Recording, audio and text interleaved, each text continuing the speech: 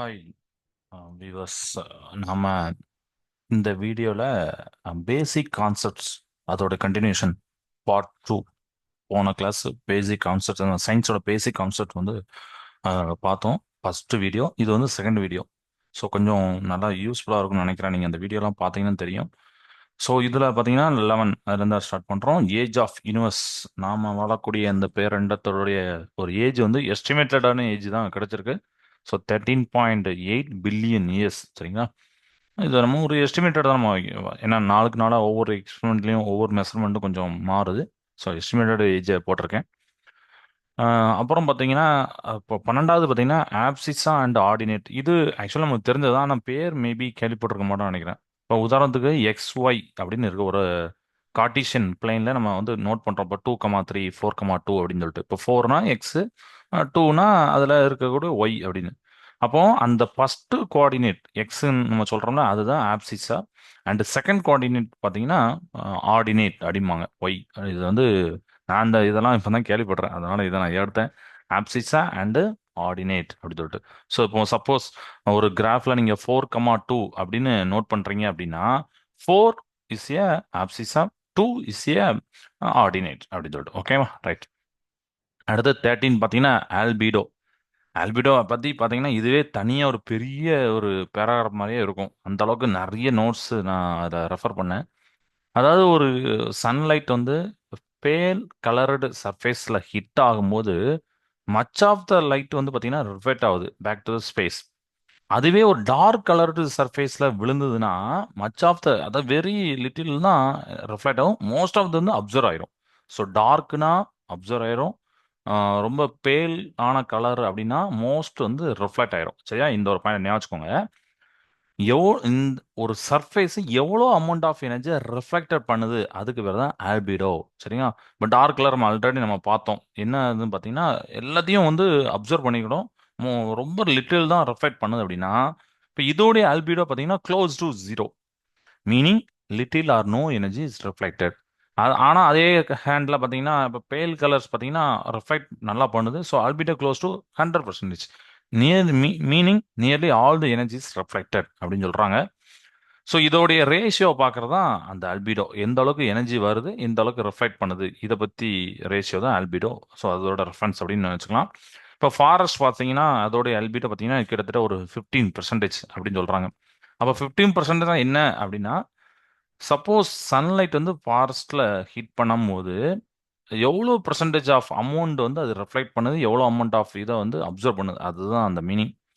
So 15% அப்படின்னா 15% amount of light அதோட அல்பிடோ அப்படின்னு சொல்கிறாங்கன்னா 15% தான் ரிஃப்ளெக்ட் பண்ணுதுன்னு அர்த்தம். ஃப்ரெஷ் ஸ்னோ, நல்ல வெள வெளன்னு இருக்கக்கூடிய ஸ்னோலாம் பார்த்தீங்கன்னா கிட்டத்தட்ட அதோட அல்பிடோ வந்து 90%.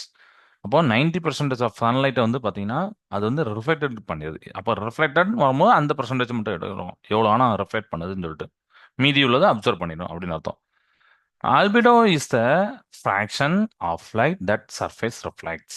If it is all reflect, இப்போ ஒரு சர்ஃபேஸில் படக்கூடிய லைட் அத்தனையும் ரிஃப்ளெக்ட் ஆயிட்டு அப்படின்னா நம்ம பர்சன்டேஜில் சொல்கிறோம். இப்போ 100%, பட் நம்ம அது வந்து அல்பிடோ இஸ் ஈக்குவல் டு 1 அப்படின்னு சொல்கிறோம். இப்போ சப்போஸ் 30% ரிஃப்ளெக்டட் அப்படின்னா அல்பிடோ எப்படின்னா 30%னா இப்போ வரக்கூடிய 100% 30 அப்படின்னா 30/100 அப்படின்னு வைப்போம் அப்படின்னா. ஸோ 30 ரெஃப்ளெக்ட் பண்ணுது, 100 வருது, எவ்வளோ ஆனால் வருது, டோட்டல் எவ்வளோ ரிஃப்ளெக்ட் பண்ண 30/100 நமக்கு தெரியும் 0.3. ஸோ அதனால அதோட அல்பிடோ வந்து 0.3. பிட்வீன் 0 to 1, 0% to 100% இதுக்குள்ள இருக்கும் அப்படின்னு சொல்றாங்க. So albedo is the measure of how much light something reflects. எவ்வளோ ஆனால் அதுதான் திருப்பி திருப்பி ஒரே மீனிங்னா, பட் நிறைய இடத்துல இருந்து நோட்ஸ் எடுத்து நான் இதை பேஸ்ட் பண்ணியிருக்கேன். அல்பிடோ அப்படிங்கிறது எவ்வளோ அமௌண்ட் ஆஃப் லைட்டை வந்து ரிஃப்ளெக்ட் பண்ணுது. மோர் லைட்டை அப்சர்வ் பண்ணுதுன்னா அதோட அல்பிடோ லோயர். ஏன்னா அது வந்து அப்சர்வ் பண்ணிட்டு ரிஃப்ளெக்ட் பண்ணாதான் அது மேட்ரு, பட் அப்சர்வ் நல்லா பண்ணுது அப்படின்னா அது அதோட அல்பிடோ லோயர். அண்ட் அதே நேரத்தில் இந்த வார்மர் இட் வில் கெட் அப்படின்னு சொல்லிப்பாங்க. அதாவது அந்த சர்ஃபேஸ் பார்த்தீங்கன்னா எவ்வளோ அப்சர்வ் பண்ணுதோ அந்த அளவுக்கு வார்மர் ஆகும் அப்படின்னு சொல்றாங்க. இதுவும் ஒரு இம்பார்ட்டன்ட். ஐஏஎஸ்ல கூட இந்த மாதிரி இதெல்லாம் கேட்டிருக்காங்க. நான் அதை ரெஃபர் பண்ணும்போது பார்த்தேன், ஐஏஎஸ்ல கூட அப்படி கேட்டிருக்காங்க. அல்பிடோ பற்றி சொல்லுங்கன்னு கேட்டிருக்காங்க. அப்புறம் டெம்பரேச்சருக்கும் அதுக்கும் உண்டான ரிலேஷனை கேட்டிருக்காங்க. ஸோ இப்போ ஒரு ஒரு ஏரியா இருக்கு, அதோடைய அல்பிடோ பார்த்தீங்கன்னா அதிகமாக இருக்கு அப்படின்னா நம்மளுக்கே தெரியும். அப்போ மோர் லைட்டை வந்து ரிஃப்ளெக்ட் பண்ணுது. ஓகே, எனர்ஜியை ரிஃப்ளெக்ட் பண்ணுது. பட் ரிஃப்ளெக்ட் பண்ணனால இட் இஸ் ஸ்டே கூலர். இப்போ அப்சர்வ் பண்ணா வார்மர், ரிஃப்ளெக்ட் பண்ணா கூலர். எர்த்து பார்த்தீங்கன்னா 30% சன் எனர்ஜியா இது வந்து ரெஃப்ளெக்ட் பண்ணுது அப்படின்னு நான் 2 3 வெப்சைட்ல வெரிஃபை பண்ணேன். 30%. ஸோ எர்த்தோடைய அல்பிடோன்னு கேட்டால் 30%, இல்லைன்னா 0.3 அப்படின்னு நீங்கள் நினச்சிக்கலாம். ஓகேவா? அண்ட் இம்பார்ட்டண்ட்டாக மூணுக்கும் பார்த்தேன். மூணு பார்த்தீங்கன்னா ரொம்ப ரொம்ப ரொம்ப கம்மி, 0.07. அவ்வளவுதான் ரிஃப்ளெக்ட் பண்ணுது, மற்றெல்லாம் அப்சர்வ் பண்ணுது, சன்னோட எனர்ஜி அப்சர்வ் பண்ணிடுது. ஆனால் வீனஸ் பாருங்க, அதோட அல்பிடோ வந்து ஹை. ஸோ 0.60 அந்த அளவுக்கு. அப்போ 60% அது வந்து ரிஃப்ளெக்ட் பண்ணிடுது. அப்படிதான் மீ 40% அப்சர்வ் பண்ணுது. ஓகேவா? இதையும் பேரலா நான் சொல்றதையும் யோசிச்சு பாருங்க. Albedo sometimes refer to as reflection coefficient. It is a measure of how reflective surface, எந்த அளவுக்கு ரிஃப்ளெக்டா இருக்கு, இதை தான் ஆல்பிடோ சொல்றாங்க. ஸோ ரிஃப்ளெக்ஷன் கோஎஃபிஷியன்ட் நான் சொன்னோம்னா, ஆல்பஸ் இதோடைய மீனிங் பார்த்தீங்கன்னா white and either determined by the value 0 to 1 or a percentage value. Already I told you. ஓகேவா? இப்படி நீங்க ஞாபகம் வச்சுக்கோங்க. அண்ட் இன்னும் இருக்கு, இன்னும் கொஞ்சம் இருக்கு பாருங்க. ஸோ இதில் பாருங்க, the more reflective a surface அப்படின்னா the higher the albedo value அப்படின்னு ஆல்ரெடி பார்த்தோம். அப்போ ஒயிட் சர்ஃபேசஸ், அதாவது ஃப்ரெஷ் ஸ்னோ, அதெல்லாம் பார்த்தீங்கன்னா very high fraction of incoming ரேடியேஷனை ரிஃப்ளெக்ட் பண்ணிடுது. ஓகேவா? அப்போ அதோட அல்பிடோ அதிகம், ரொம்ப ஹையா ஃப்ரெஷ்ஷாக ஸ்னோவாக இருக்குது. அதே இருந்தாலும் டார்க்கர் சர்ஃபேசஸ் இருக்கக்கூடிய வாட்டர், ஃபாரஸ்ட், ஆஸ்பால்ட் இதெல்லாம் போட்டிருப்பாங்க. இதெல்லாம் பார்த்தீங்கன்னா மச் ஹேவ் லோயர். ஏன்னா இதெல்லாம் வந்து என்ன பண்ணுது, நிறைய அமௌண்ட் ஆஃப் இது அப்சர்வ் பண்ணிடுது. நம்ம ஃபாரஸ்ட்டுக்கே இப்போ பார்த்தோம் 30% தான் ரிஃப்ளெக்ட் பண்ணுது, மீதி 70% இப்போ அப்சர்வ் பண்ணுதுன்னு அர்த்தம். ரைட்டா? And more of the sun's energy is absorbed. Okay. Interestingly, the surface of ozone is mostly dark but becomes very reflective when the sun is low in the sky. இந்த point ரொம்ப முக்கியமான point நான் பார்த்தேன் இன்னொரு வெப்சைட்ல. அதாவது ஓசோனுடைய சர்ஃபேஸை பார்க்கும்போது நமக்கு வந்து ஒரு டார்க்கா இருந்தாலும் ஆக்சுவலி அது இட் பிகாம்ஸ் வெரி ரெஃப்ளெக்டிவ் இருக்குமா. ஏன்னா பொதுவாக டார்க்னா அப்சர்வ் பண்ணும், இது வந்து ரெஃப்ளெக்டிவ் எப்போன்னா சன் வந்து அந்த ஸ்கைல லோவா இருக்கும் போது ரெஃப்ளெக்ட் ஆகுது அப்படிங்கிறாங்க. Okay. White clothes reflects more sunlight than water and darker land surfaces. இதையும் நீ ஞாபகம் வச்சுக்கோங்க. ஒயிட் க்ளோத்ஸ் இருக்குல்ல, அது வந்து அதிகமான சன்லைட்டை ரிஃப்ளெக்ட் பண்ணுது வாட்டரை விட, டார்க்கர் லேண்ட் சர்ஃபேஸை விட. Albedo is the fraction of sunlight reflect by the object. இதுக்கு மெஷர் பண்ணக்கூடிய டிவைசஸ் பார்க்குறோம். ஸோ அல்பிடோட டெஃபினேஷன் நிறைய மட்டும் சொல்லியிருந்தாலும் எல்லாமே சேம் மீனிங் தான். பட் ரொம்ப யூஸ்ஃபுல்லாக இருக்கும், மைண்டில் நல்லா வைக்கிறதுக்கு யூஸ் ஆகும். Fraction of sunlight reflected by the object. ஓகேவா? இப்போ இந்த ஆல்பிடோ மீட்டர் வந்து என்ன பண்ணும்னா measure this reflection by determining how much sunlight is received by the surface and then bounce back into the atmosphere. This measurement is done using a two pyranometers equipped with thermopile sensors அப்படின்னு சொல்லியிருக்காங்க. One facing up and other down, one facing down. இந்த மாதிரி ஒரு டிவைஸை சொல்லியிருக்காங்க. But அந்த டிவைஸ்க்குள்ள டீப்பாக நான் போகல. பட் லேசர் தெரிஞ்சதுக்காண்டி தான் இதை சொல்லியிருக்காங்க. அதாவது அல்பிடோ மீட்டர் அப்படின்னா என்ன? So it is a measure of, இந்த ரெஃப்ளெக்ஷனை மெஷர் பண்ணுறதுக்கு எவ்வளோ அமௌண்ட் ஆஃப் சன்லைட் வந்து ரெஃப்ளெக்ட் ஆயிருக்கு அப்படிங்கிற அந்த சர்ஃபேஸ்லேருந்து. சரிங்களா? அண்ட் எவ்வளோ அமௌண்ட் ஆஃப் லைட் வந்து சர்ஃபேஸ் அப்சர்வ் பண்ணியிருக்கு எல்லாமே. ஸோ இது வந்து இந்த டிவைஸ் எப்படி இருக்குன்னா, ஒரு 2 பைனோனாமீட்டர்ஸ் இருக்கு, அதில் தெர்மோபைல் சென்சார் இருக்கு. அப்படி தெர்மோபைல்னா நிறைய அந்த சென்சார் அடுக்கி வச்சிருக்கிறது, அப்படிதானே? ஓகே. இப்போ டைப்ஸ் ஆஃப் அல்பிடோ. அல்பிடோ வந்து 2 டைப். ஒன்று வந்து பார்த்தீங்கன்னா டெரஸ்ட்ரியல் அல்பிடோ, இன்னொன்று பார்த்தீங்கன்னா அஸ்ட்ரானமிக்கல் அல்பிடோ அப்படிங்காங்க. இந்த டெரஸ்ட்ரியல் அல்பிடோ அப்படிங்கிறது எர்த்தோடைய அல்பிடோவை மெஷர் பண்ணக்கூடியது. ஓகேவா? இந்த எர்த்தோடைய டெரஸ்ட்ரியல் அல்பிடோ ஆல்ரெடி நம்ம சொன்னது தான் 0.3. ஸோ ரஃப்லி 0.31 ஆல்ரெடி. இது ஒன்னோட நல்லா ஞாபகம் வச்சுக்கோங்க. எர்த்தோட இது 30% 0.3 அப்படின்னு ஞாபகம் வச்சுக்கோங்க. Around 2/3 of solar radiation that reaches the planet அப்படின்னு சொல்லியிருக்காங்க. சரியா? ஓகே. இதையும் நீங்க ஞாபகம் வச்சுக்கோங்க. They are influenced by a variety of elements including the presence of ozone, forest, clouds, deserts and among others. அதாவது இது என்ன மீனிங் அப்படின்னா, இந்த அல்பிடோ வேலையோ எர்த்துக்கு சொல்ற மாதிரி இது எப்படி சார் கான்ஸ்டன்டா அப்படின்னு நம்ம நினைக்கலாம். அதாவது எர்த்தில் ஏகப்பட்ட ஸ்பேஸ், ஏகப்பட்ட இடம் இருக்கு, அப்படிதானே? ஒவ்வொரு இதுவுமே கொஞ்சம் டார்க்கராக இருக்கும், ஃபர்ஸ்ட்லி ஸ்னோவாக இருக்கும். எல்லாத்தையும் சேர்த்து ஒரு ஆவரேஜாக போட்டிருக்காங்க. ஸோ இப்போ டார்க்கரில் ஒரு மாதிரி அப்சர்வ் இருக்கும், ரெஃப்ளெக்டிவ் ஒரு இடத்துல இன்னொரு மாதிரி இருக்கும். ஸோ ஏரியா பொறுத்து அது மாறும். அதுதான் இங்கே சொல்லியிருக்காங்க, இன்ஃப்ளூன்ஸ் பை அப்படின்னு சொல்லியிருக்காங்க. அடுத்து பார்த்தீங்கன்னா அஸ்ட்ரானமிக்கல் அல்பிடோ. இது வந்து எர்த்தை தவிர மற்ற பிளானட்ஸோடைய ரெஃப்ளெக்டிவ் பார்க்கறது asteroids and other celestial object வந்து அஸ்ட்ரானமிக்கல் அல்பிடோ வச்சு பார்ப்பாங்க. Albedo is a measure of celestial bodies surface and atmospheric features அப்படின்னு சொல்லியிருக்காங்க. ஓகேவா? இந்த celestial பாடியோட சர்ஃபேஸ் அண்ட் atmospheric ஃபீச்சர்ஸ் பார்க்கறதுக்கு அல்பிடோ யூஸ் ஆகுது. It is crucial in the field of astronomy. Okay, right. இப்போ நம்ம நெக்ஸ்ட் 14 போகலாம். 14 பார்த்தீங்கன்னா அமால்கம். ஆல்ரெடி நிறைய பேருக்கு தெரிஞ்சிருக்கும். கெமிஸ்ட்ரியில் அமால்கம் அப்படின்னா ஒரு மெர்க்குரி அலாய். ஓகேவா? அமால்கனேஷன் அப்படின்னா it is a process of forming a mercury alloy. Mercury கூட என்னெல்லாம் சேர்க்கலாம் அப்படிங்கிறத வச்சு தான் இருக்கு. ஓகே. அண்ட் அதே நேரத்தில் மோஸ்ட் மெட்டல் கூட சேர்ப்பாங்க. ஆனால் சில இதை சேர்க்கவே மாட்டாங்க. யாரெல்லாம்னா பார்த்தீங்கன்னா iron, cobalt, nickel, platinum, tungsten, tantalum இதெல்லாம் பார்த்தீங்கன்னா சேர்க்க மாட்டாங்க. சரி, அயான், கோபால்ட் இதெல்லாம் யோசிச்சுக்கோங்க. Nickel, platinum, tantalum and tungsten. ஏன் இதெல்லாம் சேர்க்க மாட்டாங்கன்னு பார்த்தீங்கன்னா, பிகாஸ் இந்த மாதிரி இருக்கக்கூடிய எங்களுடைய அயான், கோபால்ட் இதுலலாம் பார்த்தீங்கன்னா அந்த பாண்ட் பிட்வீன் த ஆட்டம் வந்து ரொம்ப ரொம்ப வெரி ஸ்ட்ராங்காக இருக்கனால மெர்க்குரியை வந்து அதுக்குள்ள அந்த மற்ற இதுகளை வந்து அலோவ் பண்ண அந்த லேட்டிஸ் கூட அலோவ் பண்ண அதை டிஃப்யூஸ் பண்ணுறதுக்கு அலோவ் பண்ண மாட்டேங்குது. ஸோ அந்த அளவுக்கு ஸ்ட்ராங்காக இருக்குது அவங்க சொல்கிறாங்க. ஓகேவா? ஸோ இதை நீங்கள் வந்து ஞாபகம் வச்சுக்கோங்க. எதெல்லாம் சேரும் எதெல்லாம் சேராது அப்படிங்கிறது நீங்கள் ஞாபகம் வச்சுக்கோங்க. Okay, right. இப்போ அடுத்து பார்த்தீங்கன்னா the amalgamation is usually exothermic.